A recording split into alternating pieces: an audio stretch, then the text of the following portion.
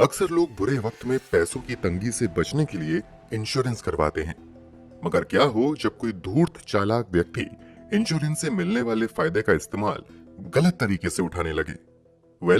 आज की कहानी एक ऐसे भारतीय शख्स की है जो कनाडा में रहते हुए पहले तो फर्जी कार एक्सीडेंट दिखाकर काफी पैसे इंश्योरेंस कंपनियों से ठगता है, फिर आगे चलकर इंश्योरेंस के पैसों की लालच में अपनों की जान लेने लगता है। ये 12 दिन के अपने जुड़वा बच्चों तक को नहीं बख्शता है। इस शख्स का नाम था सुखविंदर सिंह ढिल्लों। तो आखिर सुखविंदर सिंह ढिल्लों की पूरी कहानी क्या है? ये भारत से कनाडा कैसे पहुंचा, वहां ये क्या करता था और लोगों की जान कैसे लेता था, और इन सब का खुलासा कैसे हुआ, चलिए जानते हैं सब कुछ डिटेल से इस वीडियो में। लोगों को ये इतनी दर्दनाक मौत देता था कि सुनकर आपकी भी रूह कांप जाएगी। वैसे तो इस कहानी की जड़ें भारत से भी जुड़ी हुई हैं, मगर इन सब की शुरुआत होती है कनाडा से। कनाडा के रहने वाले क्लिफ एलियट नाम के व्यक्ति मेट्रोपॉलिटन लाइफ इंश्योरेंस नाम की कंपनी के लिए काम किया करते थे। 2 अगस्त 1996 को जब ये अपने ऑफिस जाते हैं तो उनके जूनियर कंपनी की ओर से भेजे गए कुछ डॉक्यूमेंट्स क्लिफ को दिखाते हैं। ये डॉक्यूमेंट रणजीत सिंह नाम के एक व्यक्ति के इंश्योरेंस क्लेम से जुड़ा हुआ था। रणजीत की उम्र 25 साल थी। वो मूल रूप से भारत के जालंधर पंजाब का रहने वाला था। रंजीत की मौत 23 जून 1996 को हुई थी। मौत से ठीक 5 दिन पहले यानी 18 जून 1996 को ही रंजीत के नाम की 2 लाख अमेरिकी डॉलर की लाइफ इंश्योरेंस पॉलिसी इशू हुई थी। इंश्योरेंस के पैसों के लिए सुखविंदर सिंह ढिल्लों नाम के व्यक्ति ने क्लेम किया था। रिकॉर्ड्स के मुताबिक वो रंजीत का चाचा था। इंश्योरेंस का पैसा देने से पहले कंपनी अपने लेवल पर जांच पड़ताल करती है। बस यही जांच पड़ताल की जिम्मेदारी अब कंपनी द्वारा इंश्योरेंस इन्वेस्टिगेटर क्लिफ एलियट को दे दी जाती है। पहले तो क्लिफ एलियट फोन के जरिए सुखविंदर से बात करता है और फिर सुखविंदर से कहता है कि इंश्योरेंस क्लेम फाइनल करने से पहले मुझे आपसे मिलकर कुछ सिग्नेचर करवाने पड़ेंगे। फिर 12 अगस्त 1996 को क्लिफ एलियट 10 बजे सुबह सुखविंदर के घर पहुंच जाते हैं। सुखविंदर के यहाँ पहुंचने के बाद क्लिफ एलियट जरूरी काम निपटाने लगते हैं। साथ ही साथ सुखविंदर से बातचीत भी करते रहते हैं। बातचीत के दौरान क्लिफ एलियट को लगता है कि वो सुखविंदर से पहले भी मिल चुके हैं। इतना ही नहीं, क्लिफ एलियट को ये घर भी जाना पहचाना लगता है। फिर भी क्लिफ एलियट इस बात को नजरअंदाज करके और ज्यादा से ज्यादा जानकारी निकालने में लग जाते हैं। सुखविंदर सिंह ढिल्लों बातचीत के दौरान खुद को रंजीत का चाचा बताता है। जब क्लिफ एलियट रंजीत की पत्नी के बारे में सुखविंदर से पूछते हैं तो सुखविंदर कहता है कि रंजीत की मौत के बाद वो कहां गई, इस बात की जानकारी किसी को नहीं है। रंजीत के माता पिता के बारे में भी सुखविंदर क्लिफ एलियट को कोई जानकारी नहीं देता है। क्लिफ एलियट प्राइवेट डिटेक्टिव के तौर पर भी पहले काम कर चुके थे। उसे शक होने लगता है कि दाल में कुछ तो काला है, इसलिए अब वो सुखविंदर से जुड़ी जानकारी निकालना शुरू करता है। पूरी तहकीकात के बाद पुरानी फाइल से क्लिफ एलियट को कुछ ऐसी जानकारी मिलती है जिसे देखकर क्लिफ एलियट शॉक्ड रह जाता है। जानकारी के मुताबिक सुखविंदर ने लगभग 17 महीने पहले एक महिला के मरने के बाद भी लगभग 3 लाख अमेरिकी डॉलर इंश्योरेंस के पैसे हासिल किए थे। मरने वाली महिला का नाम प्रवेश कौर था। प्रवेश कौर सुखविंदर की पहली पत्नी थी। प्रवेश की मौत भी बेहद ही रहस्यमयी तरीके से अचानक हो गई थी। उसकी भी मौत का कारण डॉक्टर को समझ में नहीं आया था। दूसरी तरफ रंजीत की मौत का कारण भी डॉक्टर की समझ के बाहर था। रंजीत भी मरने से पहले बिल्कुल स्वस्थ था और उसकी भी मौत अचानक से हुई थी। ये सब बातें अब सुखविंदर को क्लिफ एलियट की नजरों में संदिग्ध बना देती है और अब जानबूझकर क्लिफ एलियट इंश्योरेंस क्लेम की प्रक्रिया को थोड़ा धीमा कर देता है और वो अपने शक की जानकारी स्थानीय पुलिस के एक बड़े अधिकारी को देते हैं। क्लिफ एलियट शक जताता है कि शायद इन दोनों ही रहस्यमयी तरीके से हुई डेथ के पीछे सुखविंदर सिंह ढिल्लों का ही हाथ है और शायद इंश्योरेंस के पैसों के लिए ही वो कुछ खेल खेल रहा है। मगर ये सब बस शक था, कंफर्म कुछ नहीं था, और चीजों को कंफर्म करने के लिए जरूरी था कि सुखविंदर की पूरी कुंडली खंगाली जाए। तो आखिर ये सुखविंदर सिंह ढिल्लों कौन था? सुखविंदर सिंह ढिल्लों का जन्म 9 मई 1959 को पंजाब में हुआ था। ये एक संपन्न परिवार से था। इसके बावजूद ये और बेहतर जिंदगी की तलाश में 1981 में कनाडा आ जाता है। कनाडा आने के बाद सुखविंदर अलग अलग कामों में हाथ आजमाता रहता है, मगर कहीं भी उसका मन नहीं लगता है। छोटी मोटी फैक्ट्री में काम करने के बाद कुछ समय तक तो वो लोहे की फैक्ट्री में भी काम करता है। कुछ समय बाद वो नौकरी छोड़कर बस ड्राइवर बन जाता है, मगर इसमें भी उसका मन नहीं लगता है। 1983 में सब कुछ छोड़कर वो वापस भारत आ जाता है। 1981 में कनाडा जाने से पहले सुखविंदर की सगाई प्रवेश ग्रेवाल नाम की एक लड़की से हो चुकी थी। 1983 में जब सुखविंदर कनाडा से वापस भारत आता है तो जल्द ही प्रवेश ग्रेवाल की शादी सुखविंदर सिंह ढिल्लों से हो जाती है। शादी के बाद प्रवेश कौर अपने पति के साथ कनाडा चली आती हैं। शादी के समय सुखविंदर प्रवेश कौर के परिवार वालों को बड़े बड़े ख्वाब दिखाता है। उन्हें वो बताता है कि कनाडा में उसने बहुत सारा पैसा कमाया है और अपनी बड़ी सी कंपनी भी बना ली है।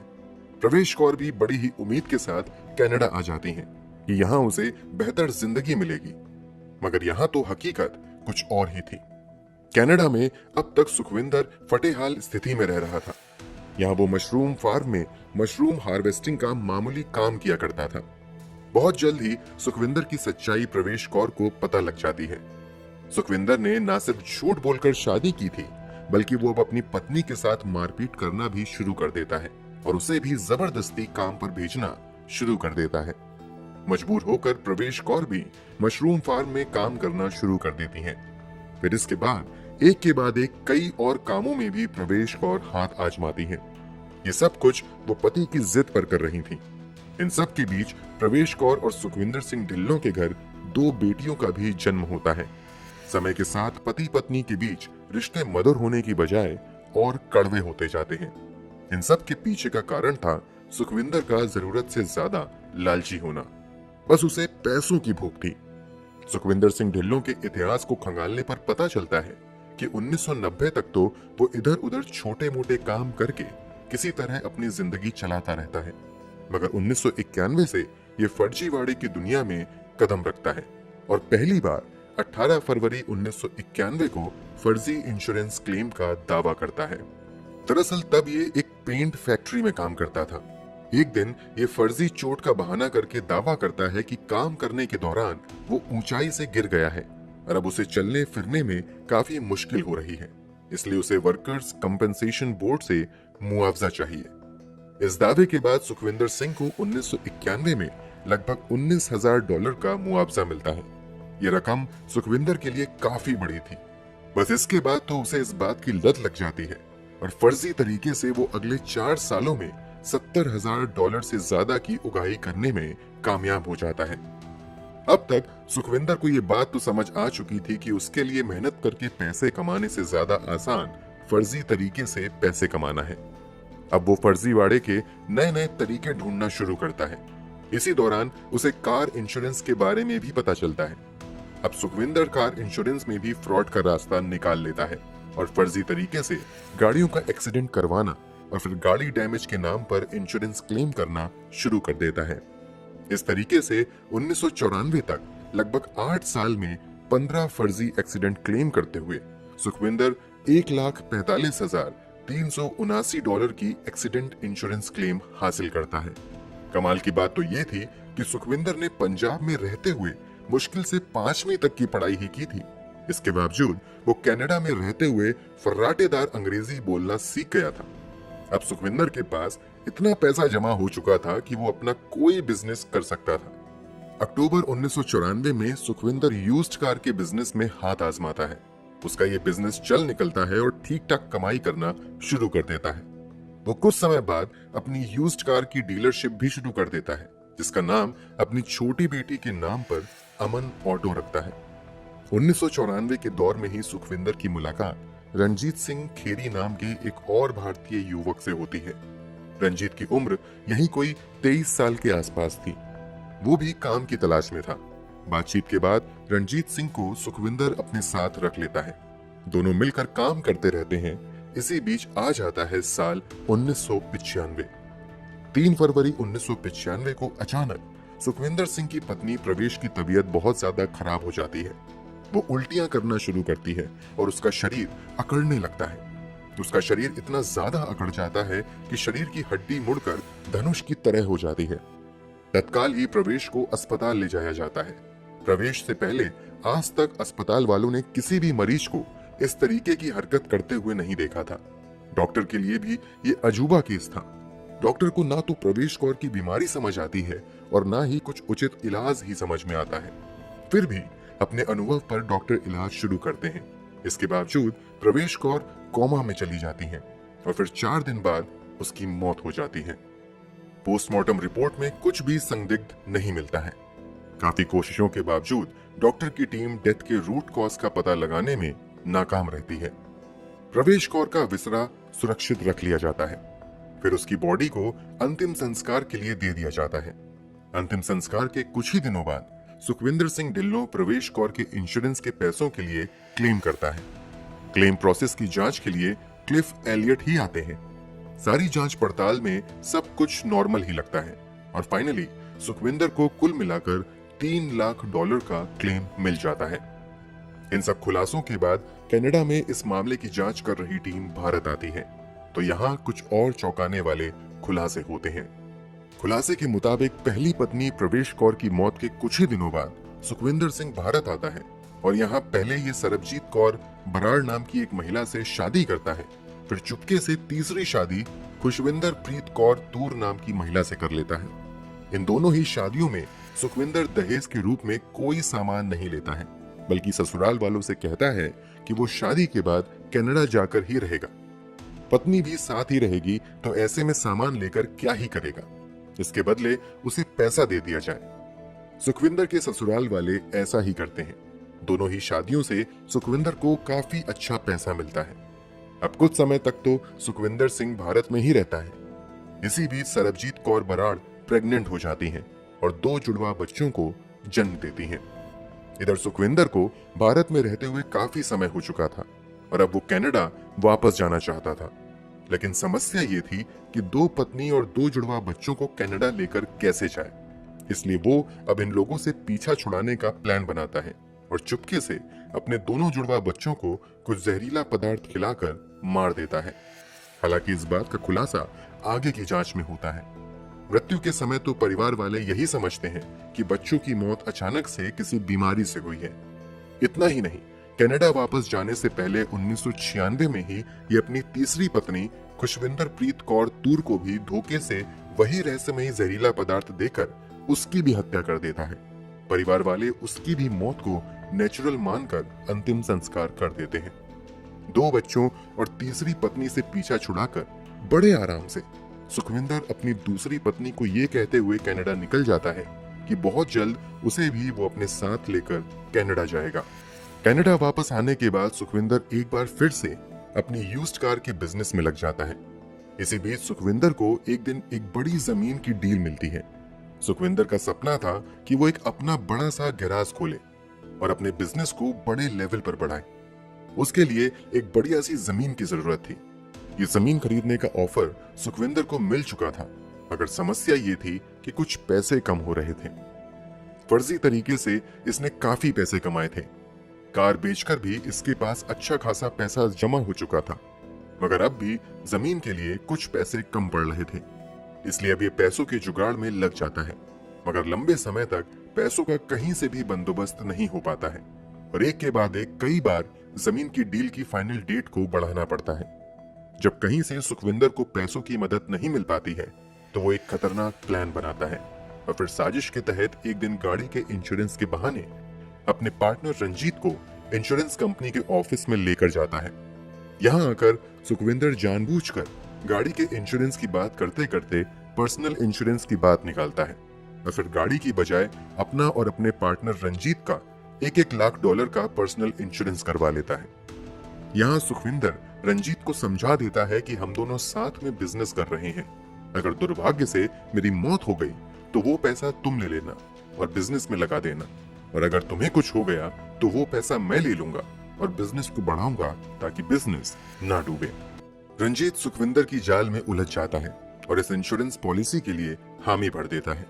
फिर रंजीत की पॉलिसी में नॉमिनी के तौर पर सुखविंदर सिंह ढिल्लों अपना नाम जुड़वा लेता है। सारी फॉर्मेलिटी पूरी होने के बाद 18 जून 1996 को रंजीत की पॉलिसी इशू हो जाती है। इसी के बाद बेहद ही रहस्यमयी तरीके से अचानक रंजीत को भी उल्टियां होने लगती हैं। उसका भी बदन अकड़ने लगता है। दर्द से वो चीखने चिल्लाने लगता है और तत्काल ही उसे अस्पताल लाया जाता है। यहाँ तड़प तड़प कर रंजीत की भी मौत हो जाती है।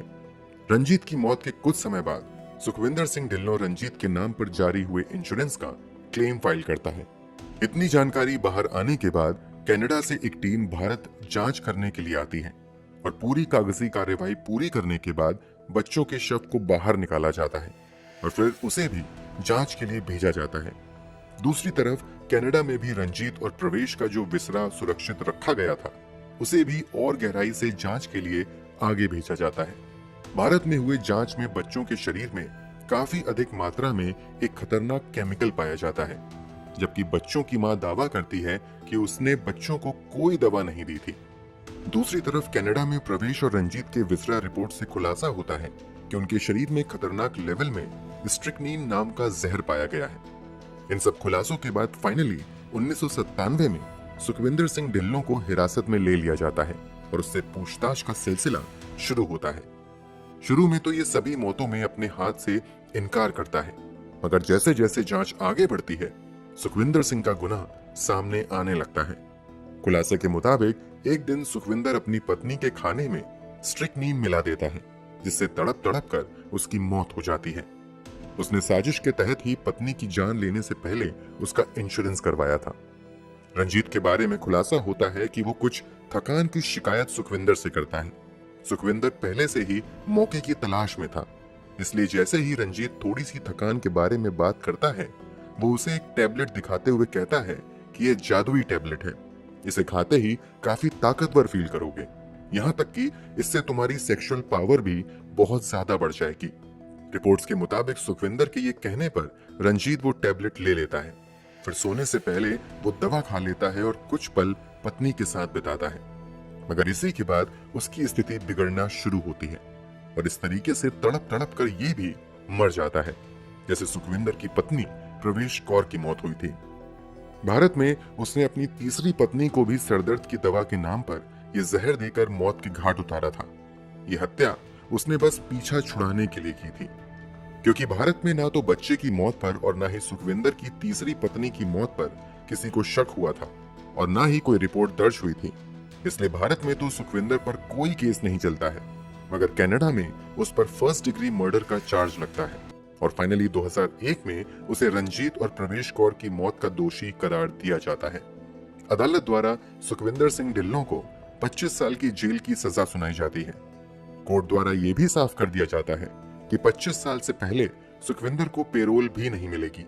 इसके बाद सुखविंदर को कनाडा के ओंटारियो शहर के वार्कवर्थ इंस्टीट्यूट जेल में डाल दिया जाता है। वो बीच में कई बार इस सजा के खिलाफ अपील भी करता है, मगर ऊपरी अदालत द्वारा उसकी अपील को खारिज कर दिया जाता है। 25 साल की सजा काटने के दौरान 16 नवंबर 2013 को ही जेल में सुखविंदर सिंह ढिल्लों की अचानक मौत हो जाती है। सुखविंदर को कनाडा में हैमिल्टन सीरियल किलर के नाम से भी जाना जाता है। दोस्तों, पूरी कहानी पर आपकी क्या राय है? कमेंट बॉक्स में जरूर बताएं।